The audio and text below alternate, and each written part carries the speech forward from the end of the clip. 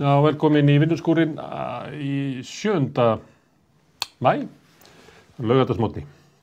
Hingað eru komin til að ræða fréttir vikunar. Það er Guðrún Elín Pálsdóttir sem er formaður Verkalýðsfélags Suðurlands, Hörður Guðbrandsson sem er formaður Verkalýðsfélagsins í Grindavík, Guðmundur Helgi Þórarinsson sem er formaður VFM og Þuríður Harpa Sigurðardóttir formaður Öryrkjabandalagsins. Þetta er svona sæmileg fréttavika, margt í gangi, það sem að einkenndi daginn í gær voru yfirlýsingar, annars vegar vilja yfirlýsing að byggja íþróttahús í Laugardal og svo yfirlýsing aðgerðir ríkisstjórnarinnar til út af verðbólgu til að verja hinn verst stæðu í samfélaginu. Hækkuðu lífeyrisgreiðslur Tryggingastofnunar 3%, veit ekki alveg hvað Þuríður, það náttúrulega ekki að kvarta yfir að fá 3% en verðbólgan 7,2%, þannig að þetta rétt heldur í við verðbólgu eða ekki? Er þetta munurinn á verðbólguspánni sem var í fjárlögunum sem að gaf ykkur einhverja hækkun og svo því sem að verðbólgan er orðin nú þegar? Já, það má kannski ætla það, en þetta sko, þetta sem gert núna mitt ár, það allavega mikið til bóta því annars hefði þessi leiðrétting fyrir verðbólgu ekki komið inn fyrir áramót. Þannig að, og þá hefði fólk bara fengið frá þeim tíma, frá janúar. En núna þetta þó allavega að koma inn frá júní, frá 1. júní, þannig að þá verður ekki fólk af þessari uppæð allt árið eða halvt árið. Þannig að við getum auðvitað hefði maður vilja sjá þetta koma betur inn og vera hærri prósenta og það hefði verið svona meiri sanngirni í því held ég en þetta þó allavega ánægilegt að þetta náðust um. Já, hver var hækkunin áramótin? Það var heildina 5,6% ef ég man rétt og þá var eitthvað 1% sem átti að vera. Auka. Já. Auka. Og sem átti að vera annars vegar verðtrygging og svo 1% til þess að bæta hvernig öryrkjar og eftirlaunafólk hafi setið eftir. Já. En þetta bara þannig að það þarf að gera þetta oftar yfir árum myndi ég nú halda sko, að leiðir þetta fyrir svona verðbólgu þegar hún farin að stað. Það sem að maður náttúrulega alltaf að jagast í því að það verði hækkun á örorkulífeyri þannig að stjórnvöld stefna að því að hann verði jafn og lágmarkslaun sem ekki í dag. Þannig að það þarf að gera betur. Hvað er þetta í upphæð fyrir þá sem ekki þekkja til örorkulífeyris? Þetta er krónutölu. Já, þetta er svona pínu misjafnt eftir hvernig fólk statt. Það er varandi bara aldurstengda uppbót og alls konar. Svoleiðis en þetta er svona kringum 10.500 krónur. Já. Hörður, má ég spyrja þig að því, er þetta ekki þá svipað og er hækkunin sem kemur núna 1. maí sem að hét eitthvað, hún hét hagvaxtarauki? Hagvaxtarauki, það var 10.500, þannig að það er svipað. En mér finnst þetta bara allt og lítið og allt og seint og hefði viljað sjá frekar aðgerðir fyrr sem hafi verið unni á móti verðbólgunni, þannig að hún fær ekki svona hátt. Lækkun á skatti á olíu og reyna að koma einhverjum böndum á húsnæðismarkaðinn sem er bara í stjórnlausu geimi. Búið að afhenda það einhverjum bröskurum held ég allt það kerfi sko.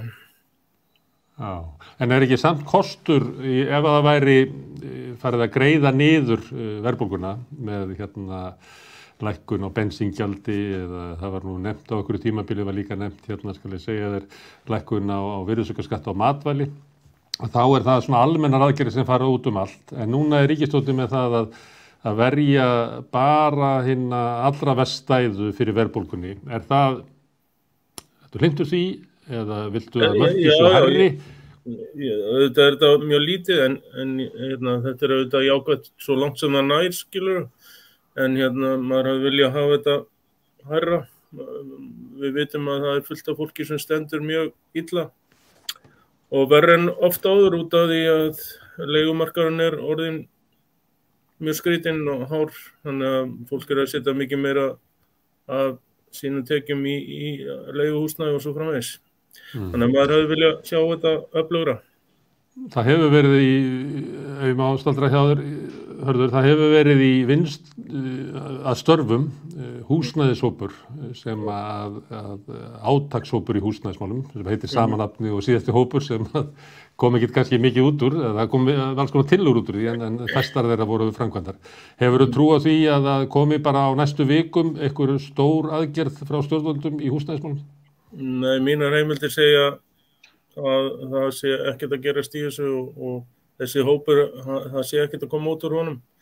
Það sé engin vilji hjá stjórnvöldum og það eru bara tiltölulega nýjar fréttir, nokkra daga gamlar, þannig að nei, ég hef enga trú á því. Guðrún, hvernig slá... gefast upp á þessu verkefni held ég. Nú býtu, akkur séu það? Ég bara finnst að þeir ekki til í að koma í einhverjar alvöru aðgerðir í húsnæðismálum, þá bara finnst mér eins og þeir séu búin að gefast upp bara og markaðanum megi bara eiga þetta. Já, þannig að kröfurnar hjá þeim sem að vilja bæta kerfið eru of róttakar fyrir ríkisstjórnina. Já, það bara þannig. ASÍ átti fulltrúinn í þessum hópi og fréttirnar frá honum eru að það sé ekkert að koma út úr því. Guðrún, hvernig slá aðgerðir ríkisstjórnarinnar þig með þetta að hækka almannatryggingar, hækka húsnæðisbætur og hækka barnabætur til allra tekjulægstu foreldrana? Já, það er auðvitað rétt að leiðin. Maður hefði auðvitað kannski pínu ágjörð að myndi fara ykkur svona almennar aðgerð eins og varst að tala um áðan sem hefði, þú veist, þá gagnast kannski síst þeim sem að það þarf að gagnast. Þannig ég er nú svo sem ánægð með þetta en auðvitað hefði mátt vera meira og það er auðvitað náttúrulega, þú veist, þessi bótakerfi hafa náttúrulega verið að draga svo mikið saman undanfarin ára að það hefði náttúrulega þurft bara að koma meira inn.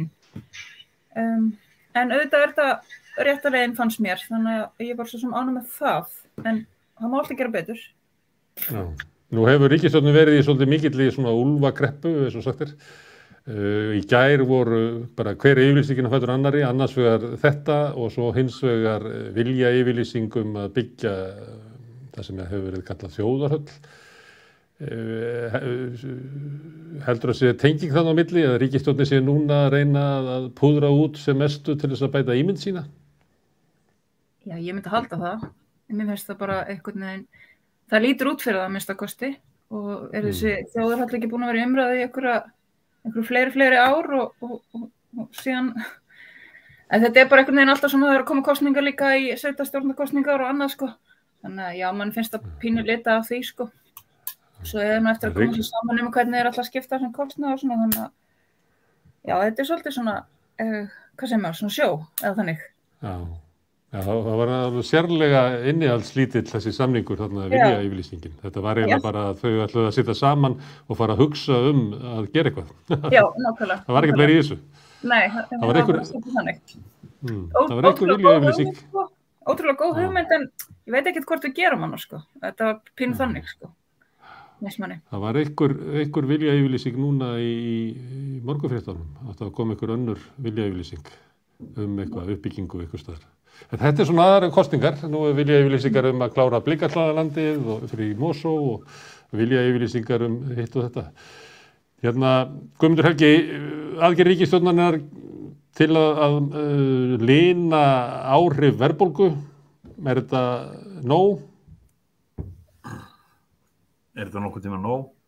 Það er sko, mér sýnist einhvern veginn að þetta tengist nú kannski svolítið eins og þú varst að segja þegar menn fara að lofa einhverjum peningum þó að það sé bara vilja yfirlýsing í íþróttahöll. Menn eru búin að tala það reyndar síðan fyrir 1990 held ég. Þannig að við erum ekki farnir að sjá það gerast ennþá. En það hefur verið tekið svona ákvörðun að setja í þessar aðgerðir 3 milljarða og það er svona sirka milljarður á lið. Sko. Þannig að bætur almannatrygginga fá sirka milljarð, húsnæðabætur sirka milljarð og barnabótaaukin kostar sirka milljarð, svona ef ég skilja þetta rétt. Mér finnst sko gott að menn byrji að grípa þá sem verst standa, sko, frekar en að setja þetta í einhverja almennar aðgerðir. En ég verð að segja, ég næði aldrei með þessa vaxta hækkanir þegar staðan orðin svona að við vitum að þetta bitnar langmest á fólki sem nú þegar búin að kaupa sér íbúðir og skuldfesta sig. Þeir eru að borga þessa milljarða sem að prósentu kostar. Við erum ekki að fara að draga úr byggingum með eitthvað svoleiðis því að við viljum reyna að spýta þar í allstaðar. Þannig að mér finnst þetta að vera svona yfirlýsing að það betra að bankarnir hafa þessa peninga heldur en fólkið. En nú sem sagt, ég held að það hafi verið Bjarni sem sagði það í einhverju viðtali út af þessu að það kæmi ekki, en það var ekki góð hagstjórn að fara að greiða niður verðbólguna því að greiða niður áhrifin af vaxtahækkuninni því að vaxtahækkunin væri til þess að hægja á hagkerfinu. Þannig að ef að það yrði gert, þannig að engin að bitið myndi ekki bitna á neinum, að þá myndi aðgerðin ekki virka. Þannig að aðgerðin það að fólki sem þú varst að lýsa sem búið að kaupa sér húsnæði á með miklum lánum, að það mun vaxtahækkunin mun klípa af þeim kaupmáttinn sem að mun þýða að þau munu eyða minnu og það mun búa til draga úr vexti hagkerfisins. Aðgerðin það að taka kaupmáttinn af fólki. Já, ég get alveg hvítið þetta þar sko og það það sem ég að segja sko að þú tekur kaupmáttinn af fólkinu og færið það yfir til bankana. Ef við værum hérna með sko blússandi uppbyggingu í húsnæði og alls konar framkvæmdum, þá finnst mér að þessir vaxtahækkanir getur dregið úr því. En þegar þú ert eingöngu að bæta ofan á það fólk sem nú þegar búið að skuldbinda sig, að ég ekki alveg að skilja það hvort að það sé sniðasta leiðin að koma þeim í vandræði líka sko. En ég samt hrifinn að því að við byrjum að hjálpa þessi minnst mega syngja í þessu. Ertu kannski þá efins að vaxtahækkunin nái að hemja verðbólguna? Hún annars vegar byggð á miklum skorti á íbúðarhúsnæði og hins vegar innflutt verðbólga sem má rekja bæði til truflunar í aðfangakeðjum út af COVID og svo líka út af stríðinu í Úkraínu. Ertu efins að vaxtahækkun Seðlabankans nái að slökkva þessa verðbólgu? Já, ég bara mjög öfins að þetta slökkur nokkra verðbólgu við þessar aðstæður. Sorry.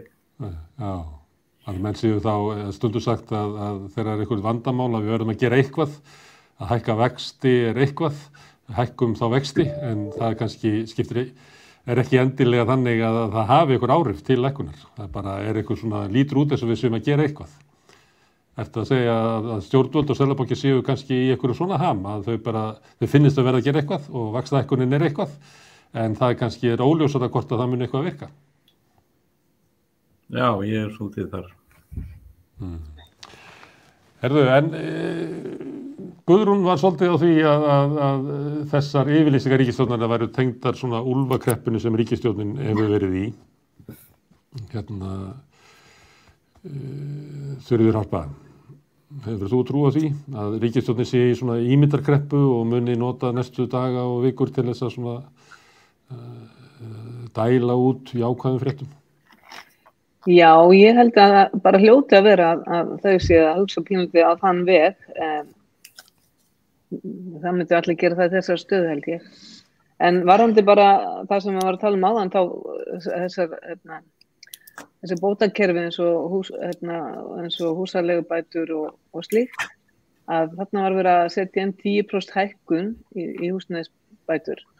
Þetta í raun og veru kannski, þetta ekki hátt ákveðn, en þetta ekki ákveðn, en þarna hefur húsalega þurft að gera þetta aldrei betur, setja inn hærri hækkun til þess að þetta næði að dekka það sem framöndan og það sem að gerast í dag, þar sem að húsaleiga hefur hækkað mikið og þetta húsnæði. Og svo þetta með barnabætuna. Þetta bara einskiptis aðgerð. Þetta bara 20.000 kall. Þetta sem mér skildist. Þannig að þetta bara einu sinni 20.000 kall, eitthvað tímann í júní? Já, mér finnst þetta bara, þarna hefði þurft að gera miklu betur. Þetta ekki. Þetta auðvitað ágætt svo langt sem það nær, en þarna hefði bara þurft að gera miklu betur og þetta hefði þurft að vera Já, þetta þurfti að vera bara talsvert miklu herri uppætt fyrir fólk og ekki vera einskiptis. En ef við reyna að búa til svona, hvað kemur til greina fyrir ríkisstjórnin að gera í þessari stöðu? Ef við, nú óskalisti gengur, Sigríður Harpa, hvað má bjóða þér? Ég myndi náttúrulega bara vilja fyrir minn hópa þarna þið hækkað grunnlífeyririnn dregið úr tekjutengingum allverulega og það tekið eignamörk hækkuð þannig að og frítekjumörk þannig að fólk sem á leigumarkaði og þó það sé hjá óhagnaðardrifnu að þá muni að fá samt hærri húsnæðisbætur. Ef ég má leika Bjarna þá myndi hann segja að þetta myndi auka umsvif í hagkerfinu og ýta undir verðbólgu. Hvað segir við því? Já, ég held að hún sé hvort það þeir muni ekkert ráða við hana, sko. Þannig að svona með að hvernig ásend Já, Guðrún, hvað má bjóða þér í aðgerðum ríkisstjórnarinnar út af verðbólgu? Já, sko eins og sagðan, það var náttúrulega þessi bótakerfi sem að hefur náttúrulega dregið verulega úr síðustu ár.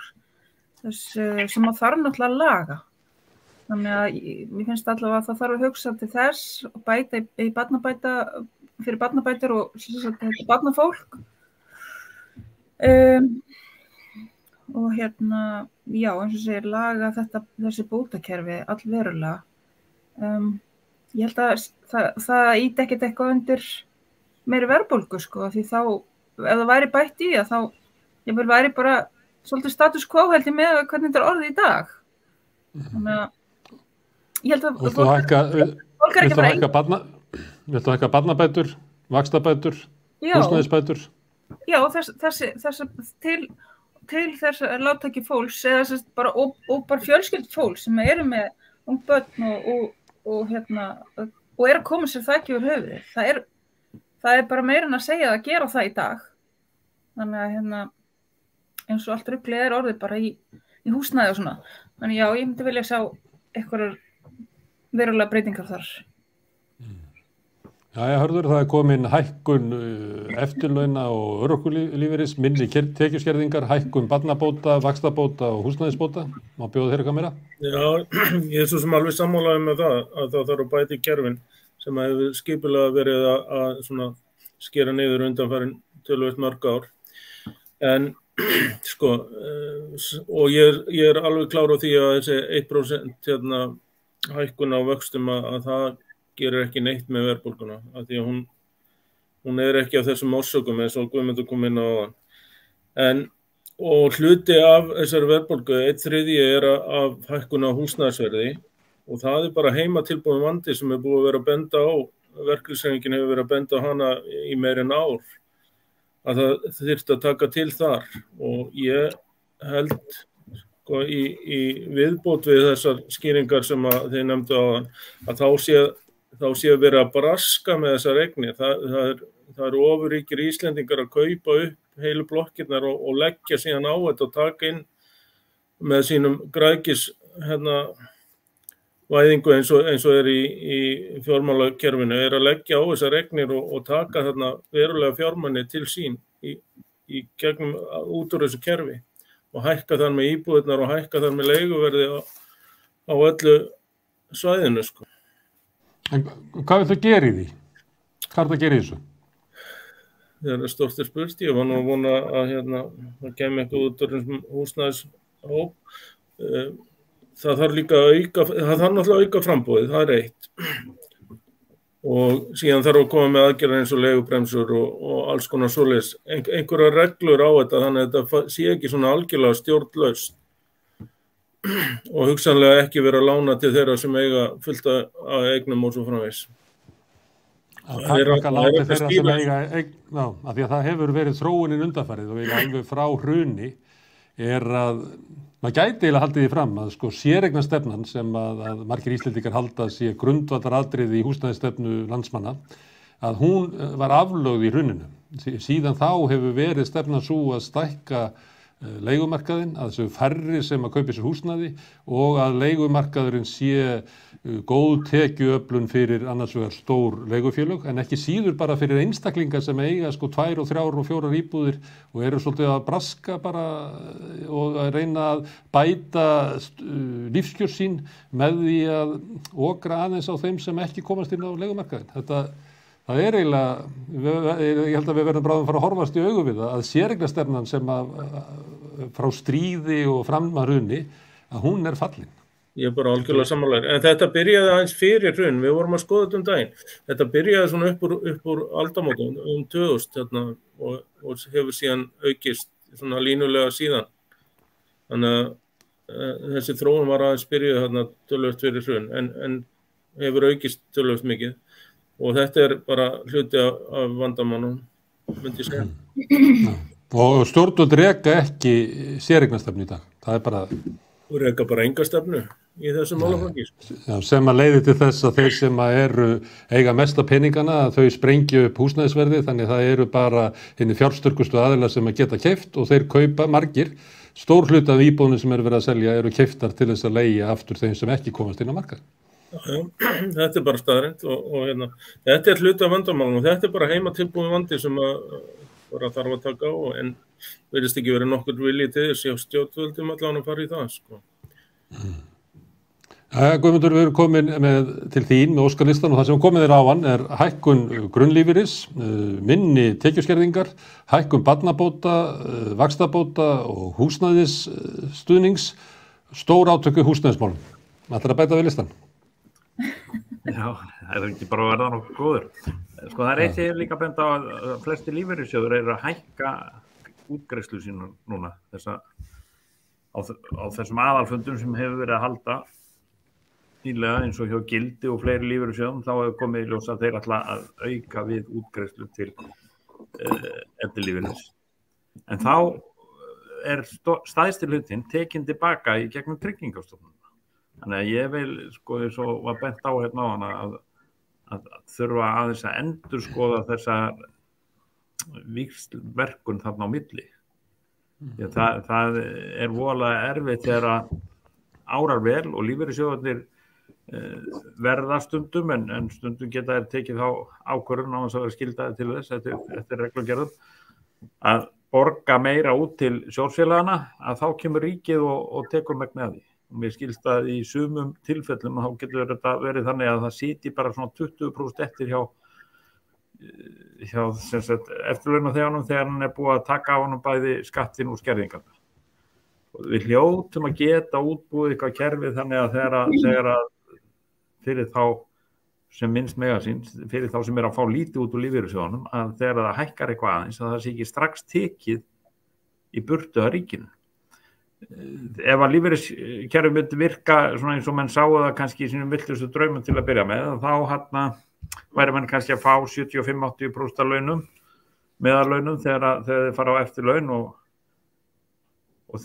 en í dag þetta bara þannig að fólki sem að taka út úr þessu það margir hverju byrjuðu ekki verið seint að borga í lífeyrissjóðinn, borguðu bara á dagvinni í fjölda ára, gengu í gegnum óðaverðbólgu þarna upp úr 80 og þeir áttu svo rýra eign bara það byrjar ekki að telja neinu viti fyrir þetta 86 og svo kemur ríkið og stingur þessi vasan sko. Þessar víxlverkanir hefði ég viljað fara yfir strax, ég held að þetta sé ekki stór kostnaður að búa til hækkun þarna frítekjumarkið það hefur verið 25.000 í fjölda ára og ætti að vera komið vel yfir 30.000 En það aldrei til peningur í svona mál sko. Þó við séum til í arðsemi bankana og þá bara seljum við það svo að rétti menn getur fengið. En ef maður skoðar aðgerðir ríkisstjórnarinnar og stjórnvalda undanfarið bara mörg ár, að þá það þannig að þetta stefna ríkisstjórnarinnar að lífeyrissjóðunir greiði niður Tryggingastofnun. Það það og þegar það verið að kvarta yfir þessu háum jaðarsköttum að þá ríkið frekar til í það að hækka skerðingar á atvinnutekjur. Þannig að ef þú ert að vinna einhvers staðar að þá færðu minni skerðingar fyrir launin þín en ekki ef þú ert með tekjurnar frá lífeyrissjóði. Þetta ekki bara stefnan að lífeyrissjóðunir hægt og bítandi greiði niður Tryggingastofnun og taki yfir sem svona megin stoðin í eftirlaunum?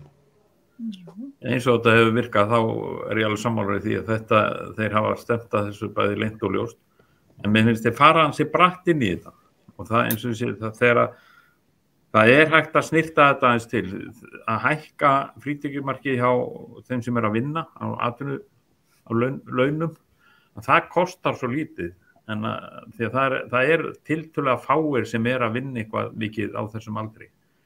Hins vegar sko að hækka frítekjumarkið, það mér skilst að hver 1000 kall kosti hátt í milljarð brúttó en það samt sko þetta eru svo lágar tekjur sem fólk að fá út úr lífeyrissjóðunum sínum í dag.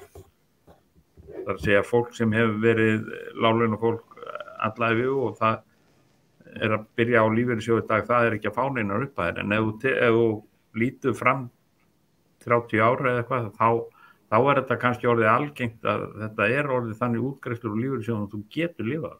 Þá kannski bara hægt að hugsa að gera eitthvað. Ef þú hefur verið á sæmilegum tekjum, það nú lífeyrissjóðunir markmið að þeir skili 70% af tekjunum þínum, þannig ef þú hefur bara verið að súpa dauðan úr skel á lægstu launum að 70% af því að þú lifir ekki af þeim. Nei, þess vegna segi ég að þessar skerðingar eru allt of brattar. Við verðum að hjálpa þeim sem þess þurfa, en þeir sem hafa verið á góðum tekjum og borgað í lífeyrissjóð að fullu alla ævi, ekki bara dagvinnu eða eitthvað svoleiðis, þeir munu ekki þurfa svo mikla hjálp eftir einhver ár. En við verðum að leyfa tímanum að hjálpa okkur í því. Þannig að þessar útgreiðslur núna, að það skuli ekki skila sér nema 20-25% í vasan og þeir sem að fá þetta, það alveg skelfilegt. Við getum breytt þessu strax. Það myndi hjálpa þeim sem að minnst það var mjög mikið. Hvernig horfir þetta við þér, Þuríður Harpa?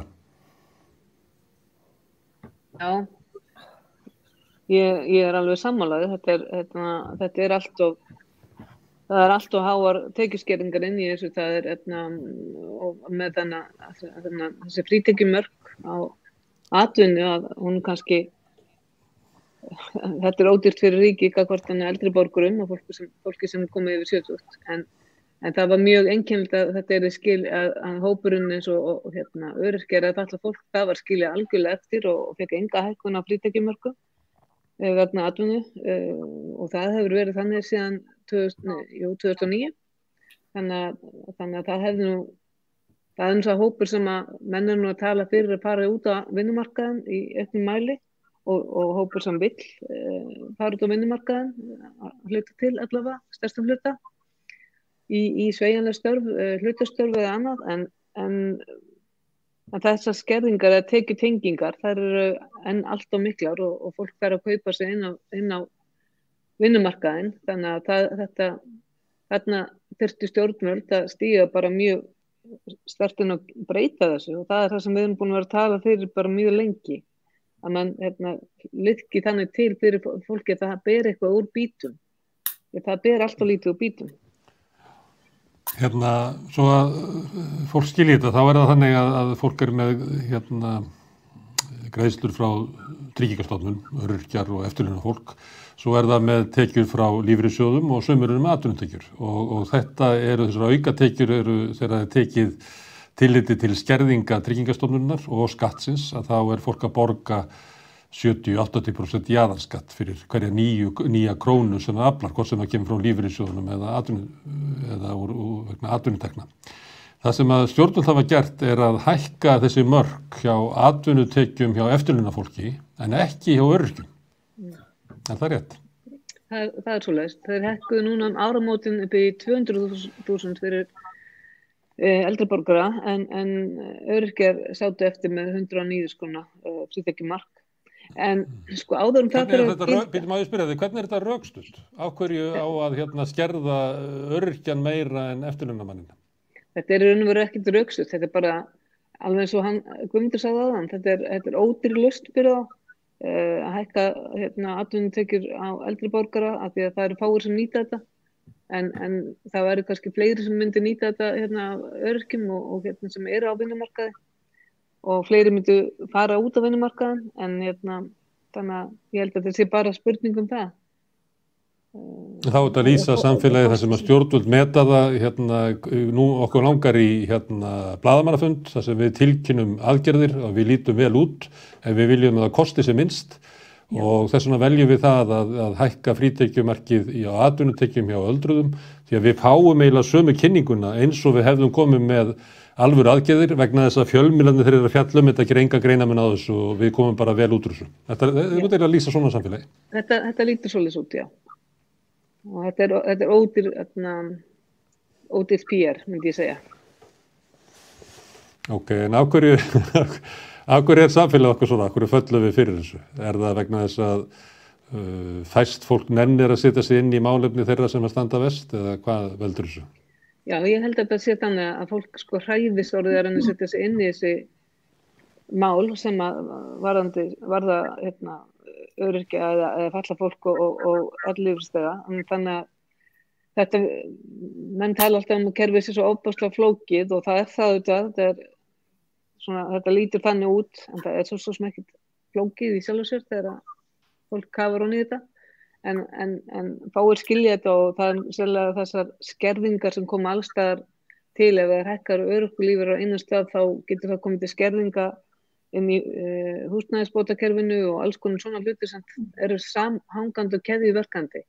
Þannig að ég held að fólk nenni eða svona hræðist að setja sig inn í þessi mál og telji sig ekki skilja þetta almennilega. En þetta er nú bara það sem við höfum sagt, það þarf að gera ákveðna hluti þess að leiðrétta og lagfæra og við erum búin að þrýsta á það að það verði gert. Örorkulífeyrir er ofurlágur, hann er í dag einhvers staðar, það fer eftir hvaða einstaklingu tökum að þá er þetta einhvers staðar á bilinu 8, 10 og 6 upp í nærri 100.000 krónur sem munar á örorkulífeyrir og ellilífeyrir, og lágmarkslaunum ætla ég að segja. Sem að voru á sama stað fyrir hrun. Já, sem voru á sama stað fyrir hrun og þetta hefur stöðugt gliðna á milli og ef að fólk getur ekki lifa á lágmarkslaununum, hvernig á fólk að geta lifað á þessu? Fyrir þetta, því að þú ert að hugsa þetta alla daga og tala við fólk alla daga og þú ert að tala á að fólk veigraði sig við að setja sig inn í þetta. Á það við blaðamenn eða jafnvel stjórnmálamenn? Ertu ofta að tala við fólk svona sem ætti að vera að fjalla málefni öryrkja sem að raunverulega hefur ekki sett sig inn í þetta? Já, það er misjafnt. Þetta eru þarna inni stjórnmálumenn sem setja sig vel inn í þetta og koma að fundi og hjá okkur og fara yfir málin. En svo eru aðrir sem að segja bara við skiljum ekkert í þessu. Þannig að þetta er þannig að þegar fólk lendir í þessu, þú náttúrulega ferði gegnum lífið á vinnumarkaði, síðan gerist eitthvað og þá heldur þú að þetta kerfi grípi þig og þú bara ert í þeirri trú. Náttúrulega fyrir að fyrsta ætlaður aldrei að lenda inn á tryggingastofnun eða þurfa að taka ykkur almannatryggingum. En þegar fólk lendir í þessar stöðu að þá bregður því alveg rosalega. Það verðist engin einhvern veginn þó þú hafur heyrt þetta, að það verður tala að örorkulífeyrir sé of lágur og enginn lifi af þessu, að það er ekki fyrir fólk lendir í stöðunni sjálft sem að uppgötar hvað þetta er vont eða hvað þetta er eiginlega mannfjandsamlegt, þú mátt ekki hreyfa þig og þú ert ekki menina framfærslu. Þannig að já, það er, ég veit ekki hvað það að segja, mér finnst bara merkilegt að þetta skuli ennþá vera einhvern veginn sitja eftir og menn skuli ekki taka hendur saman og fara bara í það að lagfæra og hækka þessar upphæðir við það fólk sem að getur lítið verið á vinnumarkaði eða bara jafnvel ekki neitt. Já, það er áðan vorum við að segja að séreignarstefna sem að kannski fólk heldur almennt að sé á Íslandi, að allir sem að leggja sig fram geti eignast húsnæði, hún er ekki til lengur. Þannig það er bara það stórir hópar sem alveg sama hvað þau leggja sig hart fram munu aldrei geta eignast húsnæði að öllu óbreyttu. Og svo það líka, eins og Þuríður Harpa að benda á, að fólk heldur það að sé öryggisnet í samfélaginu, þannig ef það kemur eitthvað fyrir þig og slasast illa og getur ekki unnið, að þá muni öryggisnetið grípa þig, en svo ekki. Þú hrapar bara beint ofan í djúpa fátækt. Þannig að það svona, við erum kannski með svolítið, það svolítið munur á hugmyndum okkar úr samfélagið og hvernig það raunverulega Má ég pröfa að koma með þetta til þín, Guðrún? Stundum bara í umræðum samfélagið, þá eins og við séum stundum að tala sko eitthvað samfélag sem við höldum að sé til, en við erum svolítið langt frá því að vera að tala út frá þeim raunveruleika sem að stórir hópar búa við. Já, ég held að það sé alveg rétt. Það náttúrulega þannig að þeir sem að kannski í þeirra umhverfi eru kannski ekki einstaklingar sem í þessari stöðu, þá er fólk kannski lítið að velta þessu fyrir sér og eins og Þuríður sagði það ætla sér enginn að lenda þarna, ef maður má segja svo. Þannig að já, ég held að við séum langt frá því átt okkur á því hvernig raunverulega staða þessa hóps og þetta náttúrulega bara galið að þessar bætur fyrir þennan hóp skuli ekki halda í við aðra hópa eins og hún nefndi áðan. Og svo það náttúrulega líka það að ef að fólk kannski, það náttúrulega líka bara galið að geta ekki leyft sér það að þú treystir kannski í einhverja 20-30% vinnu eða eitthvað smá bara því það líka félagslegt. Það líka, það ekki bara að fara að vinna, það líka þessi félagslegu tengsl við að vera í vinnu og geta ekki farið í einhverja 20-30% vinnu þá skerðast þessa bætur og þú fær ekki hús, hvað þetta, svona einhverja uppbætur þarna, skilurðu, þannig að þetta bara pínu galið, hvernig þetta Og það eru stjórnmálamenn hafa verið ósáttir við það að setja á hátekjuskatta sem eru kannski, efst að segja hvað 46% í dag, að það verið hafnað að fara með upp í 60% eða eitthvað svoleiðis vegna þess að það væri svo vinnuleitandi. En fátæktarfólki á Íslandi, það með jaðarskatt upp á 80%. Já, og svo eru stjórnvöld að segja að það sé mjög mikilvægt að þau taki þátt í atvinnulífinu. Já, þetta náttúrulega kannski byrjað að hætta að kjósa Sjálfstæðisflokkinn. Það ekki svolítið flott ráð, sko? Því það náttúrulega sá flokkur sem verið alls ráðandi bara, ég veit ekki, síðustu eitthvað sem að þetta svona þeirra stefna. Þannig að, já, þetta kannski bara byrja á því. En flokkana sem að bera Sjálfstæðisflokkinn til valda, viltu? Ég held að þeir Hvað viltu gera við þá? Hvað segirðu? Hvað viltu gera við flokkana sem að bera Sjálfstæðisflokkinn alltaf til valda? Já, ég veit ekki, þau eru náttúrulega ekki góðri stöðu, sko. Þannig að, en ef að kjósendur náttúrulega myndi flykkjast saman að fara yfir í aðrar áttir en að kjósa Sjálfstæðisflokkinn, að hann sé alltaf, þá hann sé kannski ekki eitthvað risastór með hvernig hann var áður fyrr, að þá hann samt sem áður stærsti flokkurinn og þannig að já, við verum eiginlega bara að byrja svolítið þar að vera sammála það, að kjósa eitthvað annað en þetta. Ok, við skulum pröfa það. Hörður,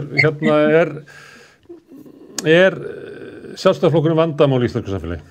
Ítök hans og ítök hans? Engin spurning, ég bara alveg sammála Guðrúnu, ég held að þetta væri góð byrjun, sko. Að hann virðist ráða öll í þessari ríkisstjórn og það bara hans stefna sem við líði og búin að vera og þar með til dæmis ekkert verið að laga þessi öryggiskerfi eins og fyrir öryrkja, eins og við vorum að tala á. Það virðist fyrst og fremst stranda á Sjálfstæðisflokknum. Og þau verðast ekki ráða neinu sem eru með honum í stjórn. Bjarni verið stjórna þessu öllu saman eins og hann vill hafa þetta og hans áhugamál aðalega að selja banka til vina og kunningja og pappa síns og svona. En hvað þetta svona, Hörður? Góð spurning, sko. Ég skil nú aldrei akkur kjósa svona margir Sjálfstæðisflokkinn í fyrsta lagi og fullt af fólki sem bara í láglaunastörfum og svona, þetta bara andstætt þeirra hagsmunum og þau kjósa hann samt. En vonandi fer þetta að breytast og lagast. Þetta hefur svo sem aðeins lagast, en Sjálfstæðisflokkurinn samt ræður alltaf öllu. Það var þannig, ég veit ekki alveg hvort það sé núna svona síðustu ár, en stór hluti af öryrkjum til dæmis kaus Sjálfstæðisflokkinn, Þuríður Harpa. Já, það er hluti af öryrkjum eða fötluðu fólki sem gerir það og það hefur held ég ekkert breyst, nema hugsanlega kannski aðeins fækkaði hópi, en það er þarna inni fólk sem er flokksbundið Sjálfstæðisflokknum bara eins og aðri flokkar, eins og öðrum flokkum og þannig að þetta er bara gömul saga á ný, ég meina höfum ekki öll heyrt söguna því þegar hafnaverkamennir dubbuðu þessu upp og fóru á kjörstað og kusu Sjálfstæðisflokkinn í gamla daga. Þegar var búið að vera hamast að reyna leiðrétta þeirra kjör. Og verkalýðsbaráttuna og allt þetta við einhvern veginn sitjum alltaf í ákveðinni stöðu, en ég kann svo sem engar skýringar á því í dag þegar fólk vel upplýst og getur fylgst mjög vel með öllu.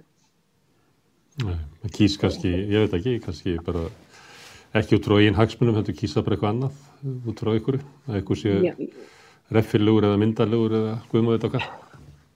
Já, það getur verið alls konar svona sem kemur inn í, en það er bara, að því ég var nú að tala fatlað fólk og lífurinn sem að því er alltaf að lifa af það, þá er það líka bara stuðningskerfin við fjölskyldur og við börn og allt þetta sem er bara mjög svelt, og við getum eiginlega alveg saman hvar við berum niður í dag, og það er allstaðar hrópað eftir úrbótum, af því ég er nú nýbúin að vera á flakki land við fórum saman í fundaherfer, Öryrkjabandalagið og Þroskahjálp og héldum fundi með frambjóðendum til sveitarstjórnarkosninga og að þessa fundi kom fólk og spurði, hafði tækifæri til að tala við frambjóðendur hvað þeir ætlaði að gera í málefnum fatlaðs fólks í sveitarfélaginu, og það var áberandi að foreldrar komu þarna sem að voru orðin mjög þreytt og vondauf og sorgmætt fyrir hönd barna sinna, fengu litla þjónustu eða töldu sig ekki fá upplýsingar og enga aðstoð, og þetta er auðvitað áhyggjuefni, bara mikið áhyggjuefni, því að þarna er fólk að örmagnast í störfum sem eru ekki launuð, í umönnunarstörfum sem er velt yfir á fjölskyldur, og fjölskyldur sitja bara dálítið uppi með mikið auka álag eða fæðist fatlað barn eða aðstandandi eða fjölskyldumeðlimir veikist eða slasast, og þessu þarf að mæta líka miklu betur. Við erum bara ekki alveg nóg, við erum mjög aftarlega myrni þegar kemur þessu málum. Herðu, Guðmundur Helgi, þau vilja tala Sjálfstæðisflokkinn, og svona í gamla daga og kannski ennþá, þá var svona kjarnin í, hvað getum við kallað, alþýðu fylgi Sjálfstæðisflokksins, voru iðnaðarmenn og sjómenn mikið. Já, þess að ég ætla að rekja þig til þess að tala mikið svona flokkspólitík. Finnurðu fyrir því að þetta sé kannski að raskast í ykkar hópi? Trúmanna á Sjálfstæðisflokkinn? Já, þetta er allstar raskast eða ekki. Sjáum það bara á fylgi flokksins að þegar ég er mjög ungur þá er þeir að reyna að vera þarna við 40%. Í dag hafa mælst undir 20% sumstaðar. Það er fjölda ára síðan að Sverrir Hermannsson gaf það út að þegar hann stofnaði nýjan flokk að skoðanir hans hefði ekkert breyst, það bara Sjálfstæðisflokkurinn hafði þróast frá honum eða þroskast frá honum. Ég held að Bjartur í sumarhúsum, hann lifi í okkur hans í mörgum og við viljum gjarnan vera sjálfstæð, alveg sama hvað það kostar, jafnvel þó við höfum það verið fyrir bragðið. Hins vegar ég líka sannfærður það, þegar skiptingin var á milli ríkis og sveitarfélaga, að þá hefur aldrei sá peningur sem hefði þurft að fara til sveitarfélagana farið þangað. Og ég held við þurfum að fara að skoða þessa skiptingu upp á nýtt og endurskoðana það með þau verkefni sem sveitarfélaginu er komið með. Það myndi líka kannski ýta undir það að ríkisstjórn og Alþingi væri tilbúið að setja aðeins alvöru hátekjuskatta á, því að þá þeir vilja sína gott bú og þeir vilja lækka ríkisskuldir og allt svoleiðis sem náttúrulega mjög eðlilegt. En þeir vilja ekki hækka skatta og svo eiga bara sveitarfélögin að hagræða. Það svo þægilegt þegar þú þarft ekki að gera að segja bara öðrum, þú verður bara að hagræða, þú verður bara að spara og skera niður. Ég alveg sannfærður að þessi skipting ekki rétt og við þurfum að endurskoða hana reglulega. Og ég held að það væri mjög gott ef að bara fólk gerir sér grein fyrir því hvar hjartað á mönnum liggur. Það vinstra megin í okkur flestum. En varðandi tekjuskiptinguna þá það þannig að sveitarfélögin stjórn ekki eigin tekjum, þau eru háð lögum frá Alþingi. Myndirðu vilja breyta því að gefa sveitarfélögunum meiri svigrúm á því að leggja á útsvar, til dæmis að leggja útsvar á fjármagnstekjur eða hafa aðstöðugjöld eins og var í Kanada? Það er náttúrulega búið að klípa af sveitarfélögunum svolítið mikið af tekjunum sem þau höfðu aðstöðugjöld, það er búið að leggja það niður. Þau tóku útsvar af öllu tekjum og með fjármagnstekjuskattinum að þá var það aðgreint, þannig að þeir fengu ekki útsvar á því, þannig að það er búið að klípa svolítið af sveitarfélögunum. Já, það er búið að bæði klípa eins af þeim og svo er búið að auka við skyldur þeirra, hvernig þeir eru komnir með menntakerfi og allt öryggiskerfi og aldraða allt í fangið og það hefur aldrei fyllt sanngjarn peningur þar yfir, sko. Mér finnst að maður reyna að taka skattana í heild einhvern veginn, þannig sko og flokka og svo bara hvað eigi að fara til ríkis og hvað eigi að fara til sveitarfélagana. En sú skipting í dag er alröng og ef við ætlum að bæta við, ef peningurinn er ekki nægur, ef við náum ekki að reka þjóðfélagi á þessu, þá verðum við að hækka skattana. Við sjáum það víða eru til nóga peningum og þeir eru bara notaðir í eitthvað annað og það fólk kemst jafnvel upp með það að borga bara fjármagnstekjuskatt af langstærstum hluta sinna tekna og þetta er bara ekki réttlát skipting. Við verðum að endurskoða þetta upp á nýtt. Það er alltaf myndast meiri og meiri gjá á milli almennings og einhver fámenns fólk sem hefur það mjög gott. Það er Héðinn Unnsteinsson sem er formaður Geðhjálpar en líka svona, hvað myndum að segja, stjórnsýslufræðingur. Hann hefur bent á að Ísland sker sig frá til dæmis öðrum Norðurlöndum í því að skiptingin hér er þannig að svona umsvifið er þá ríkið með 70% en sveitarfélögin 30%. En víðast annars þar er þetta svona 50-50.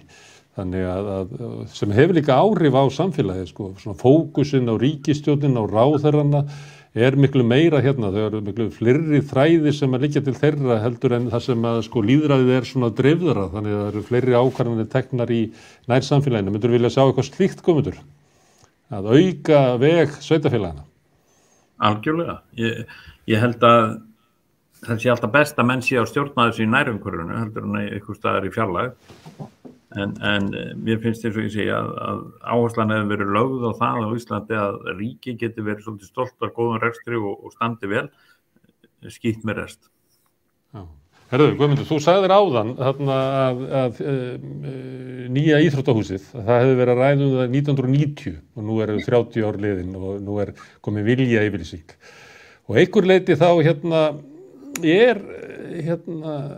núna er kosningar og það poppa upp svona Sundabrautin, ég man ekki hvernig að byrja að tala um hana, það var einhvern tíman fyrir aldamót.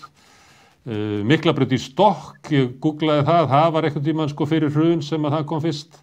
Gjaldfrjáls leikskóli, þetta bara sömu málin aftur og aftur sem að koma algjörlega ósnert fyrir hverja kosningar. Núna held ég að VG sem með eitthvað sem þið kalla Reykjavíkurhús, endurreist verkamannabústaðina Reykjavík. Ég googlaði það og þá var það eitthvað sem að hét eitthvað stór átak Samfylkingarinnar 2010 sem hét líka Reykjavíkurhús og allir eru búin að gleyma en það koma bara svona loforð og einhverja sömu hlutinir aftur og aftur fyrir kosningar. Hvað þetta eiginlega? Hvað nú myndum maður halda það að almenningur sem þarf að hlusta á þetta kosningar eftir kosningar myndi bara segja bara hætti þessu sko. Við hlustum ekki á þetta en af hverju kosningabaráttan okkur svona? Það bara við vorum að tala skerðingar á öryrkjum, ég veit að Þuríður Harpa getur þuluð upp loforðin sem hefur verið það að þessu verði hætt. En það ekkert gert á milli kosninga, en svo fyrir kosningarnar, þá fáum við bara sama prógrami aftur og aftur, algjörlega ósnert. Hvað veldur þessu, Guðmundur? Þetta liður í umhverfismálum, endurnýta bara. Nei, það sko, við fáum þetta fyrir kosningar, segir við. Og þetta eins með frítekjumörkin sem við vorum að tala áðan, að þegar menn birtast og segja, sko, við ætlum að tvöfalda frítekjumark eldri borgara, þá það tiltölulega ódýrt loforð sem nær til rosalega margra sko, sem tilheyra sig eldri borgurum. Þeir segja, já, þetta flott sko. Þó þau segja jafnvel ekki að nýta. Það eins með þessi íþróttahús og íþróttamannvirki að það rosalega stór hópur sem tengist íþróttum á einn eða annan hátt. Og það mjög gott að gefa ykkur loforð og nú ætlum við að gera eitthvað gott fyrir ykkur líka. En svo ef það svikið sko, þá hægt bara að segja, já, þetta var bara erfitt í ári, við komumst ekki í þetta núna, við skulum bara lofa að gera þetta núna, sko. Og þá var þetta alltaf svona að fá sama fólki til að kjósa þess stór hópur íþróttahreyfingin. Þetta er stór hópur aldraðir. Ef þú ætlar að fara að lofa öryrkjum að gera eitthvað, þá þarftu að nota mikla peninga til að fá atkvæði, tiltölulega að fá. Ég held að menn spili bara inn á þetta. Það PR-fólki segir bara, lofa einhverju sem að allir eru hrifnir af, keyra svolítið og það, vera svolítið flottur í því, að þá nærði í gegn. Því að við höfum bæði skammtíma minni og rörsýni á hlutina. Guðmundur, þú ert að lýsa samfélagi sem svona svolítið spillt, að það eru ákveðin vandamál sem það eru öryrkjar, leigjendur, fólki með lægstu tekjurnar, barnafjölskyldunar í baslinu, það eru svona hópar sem mjög mikilvægt að laga, það er mikill sársauki þarna.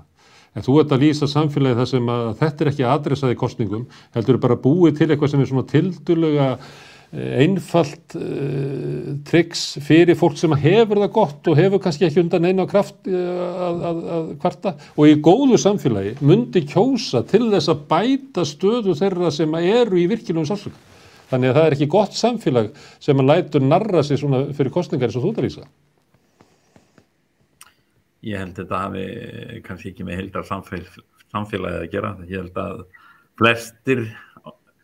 flest fólk vil nú að allir hafi það gott. En svo þegar kemur að því að þurfa að ráðstafa þessum peningum. Sjáðu bara, eins og við vorum að tala á með verðbólguna. Sjáðu svo þessi fyrirtæki sem reka stærstu verslunarkeðurnar okkar og bensínkjöfur og annað svoleiðis. Þeir eru að skilja meðhagnaði á sama tíma er að tala að vara okkur við því að nú koma miklar verðhækkanir á utan. En þeir hafa ekki gengið fram með góðu fordæmi og lækkað álagningu til þess að hjálpa okkur öllum að takast á við þetta. Þeir eru að skila ekstra miklum arði til hluthafanna núna?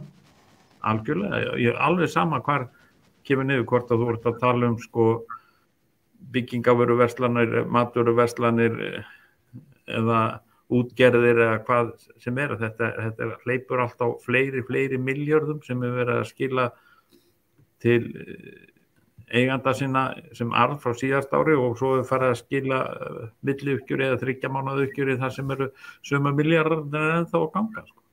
Þannig að við þurfum að stokka þetta upp. Hvernig viljum við dreifa peningunum í þjóðfélagi? En stór hluti af eigundu þessara fyrirtækja sem við erum að tala núna eru lífeyrissjóðirnir sem að þið í verkalýðshreyfingunni rekið? Algjörlega. en við erum ekki einir þar.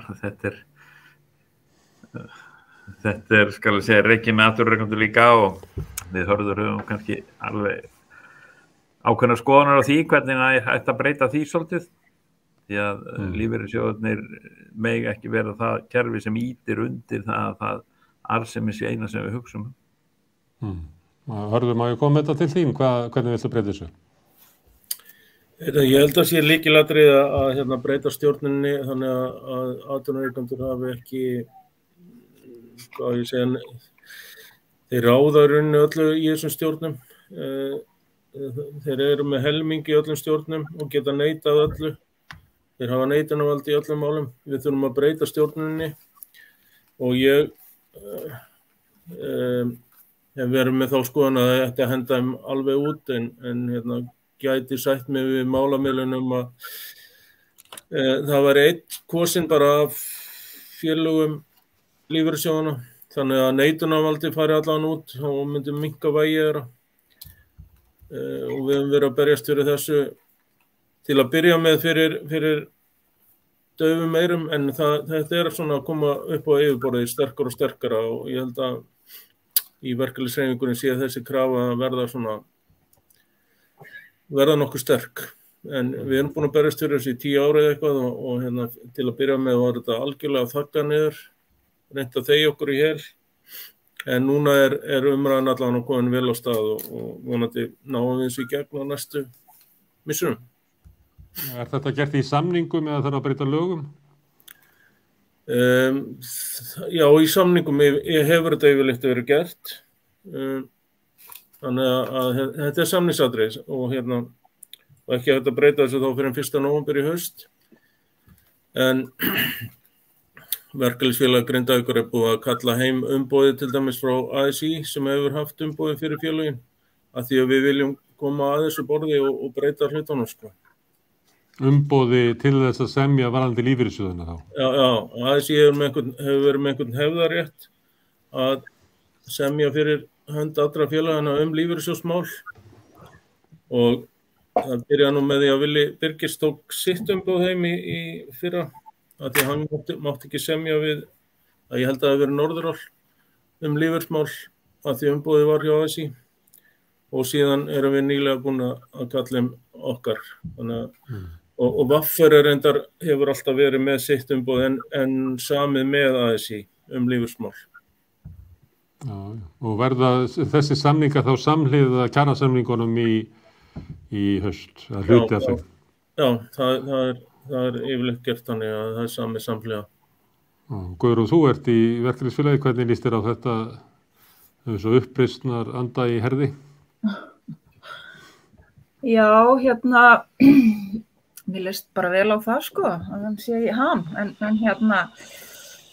ég held að það gæti alveg verið lausn að það sé ekki þessi helmingaskipting til þess að byrja með allavega. Það gæti verið kannski einhver sátt með það. Það sé ekki þessi 50-50 skipting sko. Að það yrði þá allavega þeir sem að raunverulega eiga sjóðina og þeir séu í meirihluta. Ég myndi halda að það væri, ég myndi halda að það myndi allavega svona, það væri gott að byrja á því að minnsta kosti.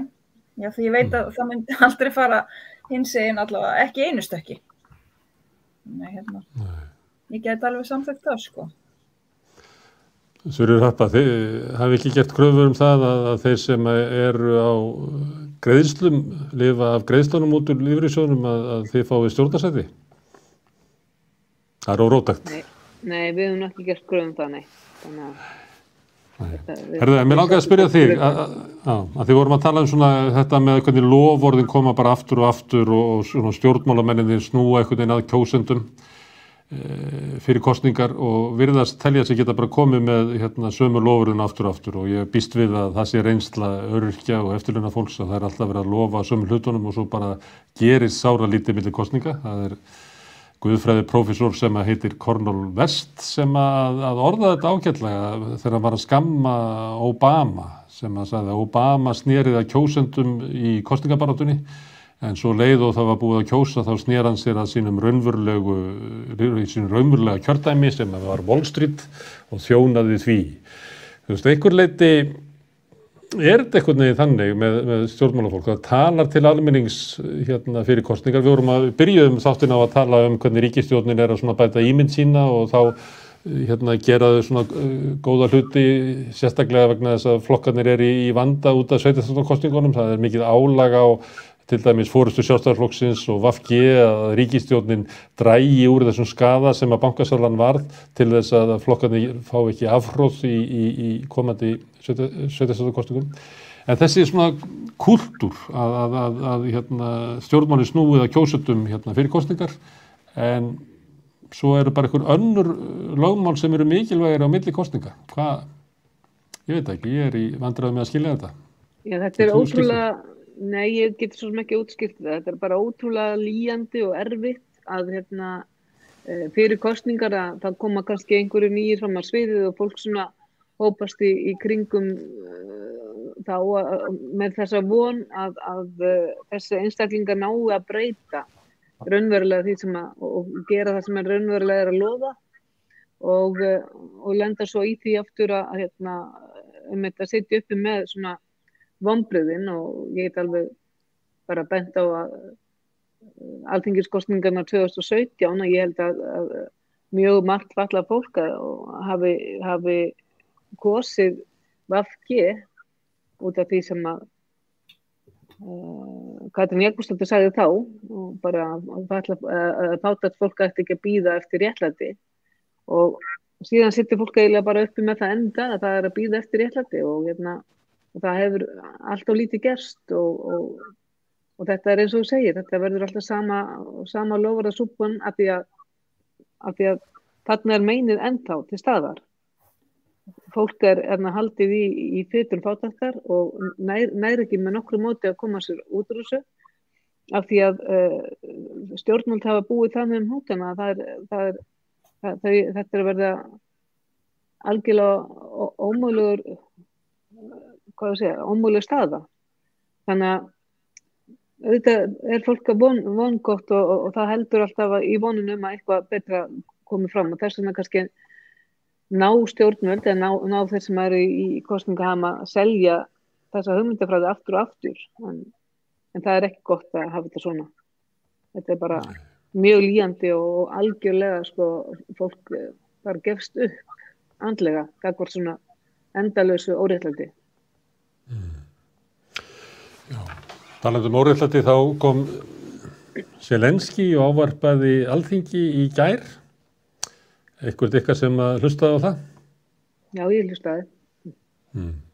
Hvernig upplifirðu þetta? Mér fannst þetta ótrúlega svona magnað og þetta ótrúlega eftir þetta verður maður, hann greinilega heldur sínu þjóðu algjörlega saman og ætlast til mikill kjarkur og mikill leiðtogi og hefur náð ótrúlegum árangur. En þetta náttúrulega fólk sem situr í súpunni, og við erum eiginlega meira og minna áhorfendur. Finnst þér eins og við getum gert eitthvað meira? Það hefur stundum verið kröfur það að reka rússneska sendiherrann heim. Það náttúrulega ekki alveg komið í ljós sambandi við viðskipti okkar við Rússland sem að einhverju leyti að fara í stóriðina, hráefniskaupum og kaupum á einhverjum sem þau nota. Finnst þér að við erum að gera meira? Við eigum algjörlega að loka allir viðskipti að mínum mati við Rússa. Algjörlega. Annars erum við ekki að styðja Úkraínu. Guðrún, hvað finnst þér við gera nóg? Það alltaf hægt að gera betur, það ekki alltaf þannig. En ég sammála fyrir því, það ef við höldum áfram að vera í einhverjum viðskiptum við Rússa, þá náttúrulega þá ekki alveg samkvæmt sjálfum okkur með því að segja að við séum að styðja Úkraínu þjóðina. Þannig að þetta bara svo galið og skrítið ástand og já, en eins og segi, við getum alltaf gert betur. Ég held að sé alltaf þannig. Hörður, vilt þú harðar aðgerðir að viltu reka sendiherrann heim? Eða viltu halda honum hérna til þess að við getum þá tala við rússana með einhverjum hætti? Þú þekkir þessi rök sem eru þarna, annars vegar að sýna einhvern veginn andúð okkar á aðgerðum rússa með því að senda hann heim og hins vegar að verðu við að geta tala við andstæðinginn. Já, mér finnst alltaf að hafa hann og lesa yfir honum bara reglulega. En það náttúrulega þyngra en tárnu taki með þessar hörmungar sem Úkraínumenn eru að gangi gegnum. En síðan náttúrulega þessi tvöfeldni Vesturlandabúa, sko,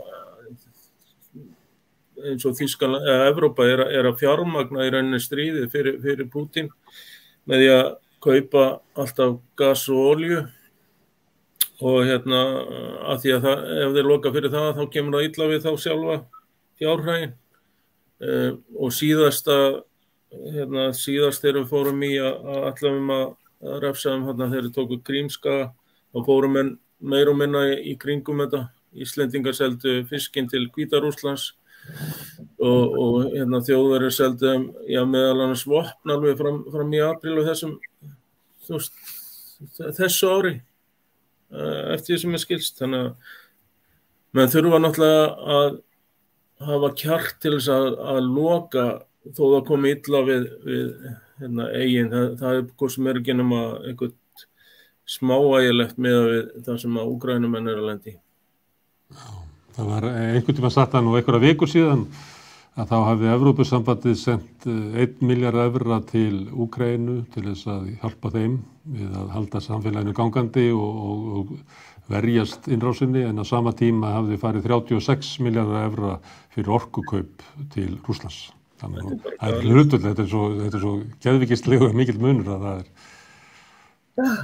algjörlega gali bara og mér finnst menn svona draga alltaf mikið lappirnar í því að fara í harðar viðskiptaþvinganir gagnvart Rússunum, sko. Já. Guðmundur Helgi, viltu harðar aðgerðir gagnvart Rússum?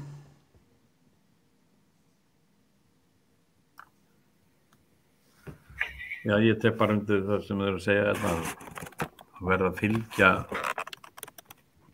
Við verðum að fylgja þessu einhvern veginn eftir, það er ekki nóg að tala bara um það, við verðum að gera eitthvað og við vorum nú með viðskiptabann við þá.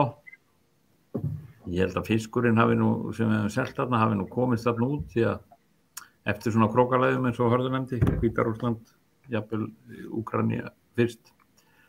En við vorum líka að passa okkur að fá að halda áfram að veiða inn í þeirra lögsu og eitthvað svoleiðis. Við erum tilbúinir svolítið Íslendingar að vera með í svona svo framalega sem það bitni ekki okkur. En það bara, þegar svona er komið að þá eigum við að taka afstöðu með þessu fólki sem er að upplifa þessar hörmungar og standa við það sem við erum að segja og vera með harðar viðskipta aðgerðir á Rússana. Ég held að það myndi bíta mest.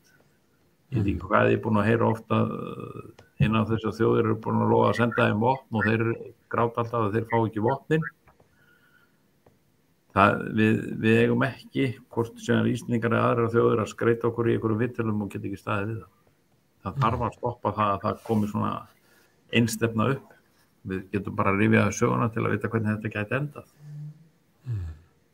Mér langar aðeins að staldra við í útlöndum, ef ég má spyrja þig Þuríður Harpa. Það er dómur eða viðsnúningur Hæstaréttar í Roe versus Wade sem að myndi ekki vernda konur í Bandaríkjunum, þannig rétt þeirra til þess að fara í þungunarrof, heldur yrði að falið hverju fylki fyrir sig sem að er vitað að myndi raunverulega banna þungunarrof í allavega helmingnum af fylkjum Bandaríkjanna og hugsanlega breiðast síðan út vegna svona ítaka sem að hægri menn og svona kristna pólitíska afl sem að hefur verið virt í Bandaríkjunum undan 40 ár myndu hafa.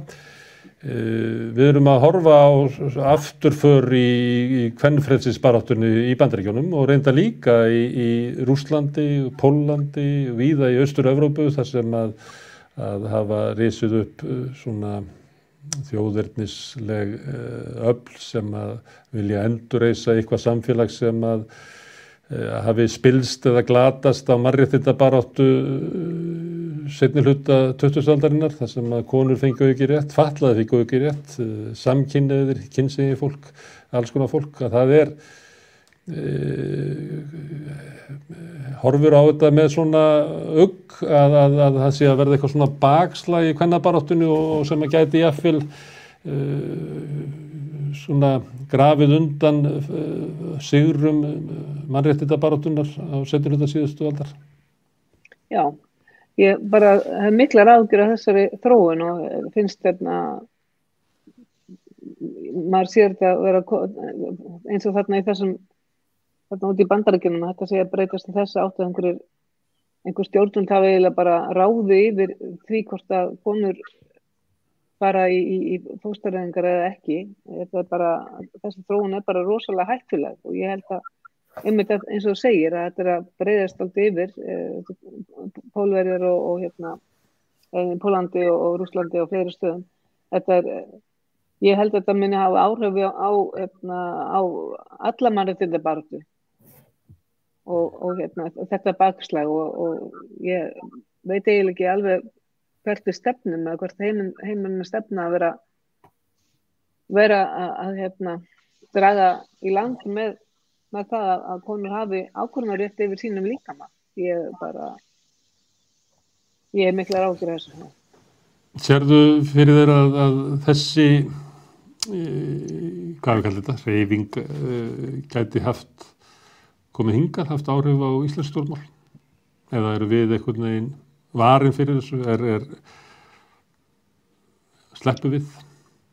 Ég get náttúrulega ekkert sagt það. Maður alltaf hræddur að svona nái svona róttækni eða svona nái einhverju landfestu en ég vona bara að við séum þannig þenkjandi þjóð að við förum ekki að